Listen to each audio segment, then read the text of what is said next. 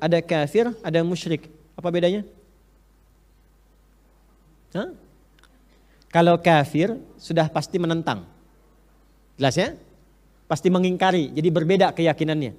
Jadi kalau kafir itu sudah menutup diri, mengingkari untuk mengesahkan Allah Subhanahu wa taala. Itu kafir. Jelas? Kalau musyrik ada dua. Ada kafir yang musyrik, mengingkari Allah dan menyekutukan Allah dengan Tuhan yang lain. Jadi menganggap ada Tuhan lain selain Allah Subhanahu wa taala dan disembah Tuhan itu selain Allah. Nah, ada juga yang memang mengakui Allah sebagai Tuhan, tapi juga dalam saat yang bersamaan menuhankan yang lain. Kadang-kadang ada benda yang dituhankan.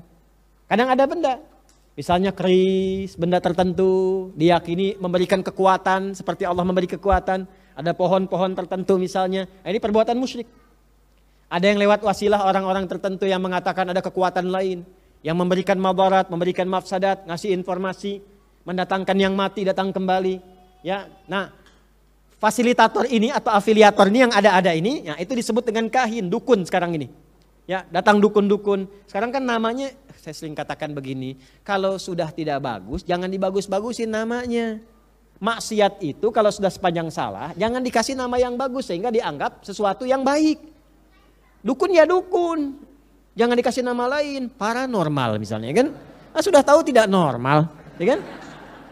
Ya udah kasih nama aja dukun sudah. Ya. Mau apapun kata-katanya udah dukun. Kalau sudah disebut dukun udah dukun. Jangan dikasih nama-nama yang lain aja. Ini yang megang remote langit misalnya. Masih macam-macam. Ada aja gitu kan. Udah sebut dukun ya dukun. Ya. Ya, pencuri ya pencuri, maling ya maling aja udah. Ya jangan dikasih nama-nama yang koruptor. Udah aja pencuri, perampok, selesai. Sehingga dengan kesan yang jelek itu, kata-kata yang tegas itu, dia akan enggan untuk berbuat yang demikian. Karena statusnya akan dibawa. Ya, ini kadang-kadang dibagus-bagusin. Perempuan keluyuran ya laki-laki malam hari, kupu-kupu malam. Kupu-kupu aja nggak begitu. Ya, laki-lakinya disebut buaya darat nih, buaya aja nggak begitu. Ya kan? Jelas ya? Jadi kalau ada yang berbuat yang tidak baik, tempatkan sesuai dengan tempatnya saja. Paham sampai sini? Nah, musyrik di sini teman-teman sekalian, musyrik itu bisa berlaku bagi orang yang ingkar sekaligus ya dan menuhankan selain Allah, itu kafir dan musyrik. Ada yang memang mengatakan beriman tapi musyrik, maka ini dosa besar yang sangat luar biasa yang bisa menggugurkan seluruh amal soleh yang telah dikerjakan. Awas ya, jadi misalnya ada yang haji nih, misal saja.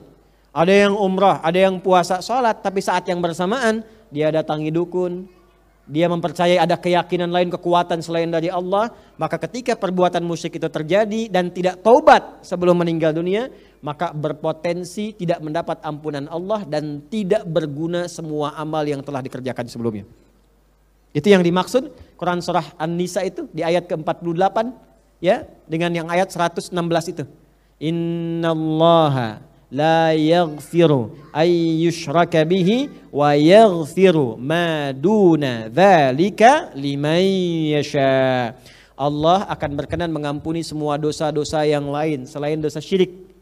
Awas ya, selain dosa syirik. Pelakunya disebut apa? Musyrik. Sepanjang dia musyrik selama hidup tidak bertobat. Ingat, tidak bertobat.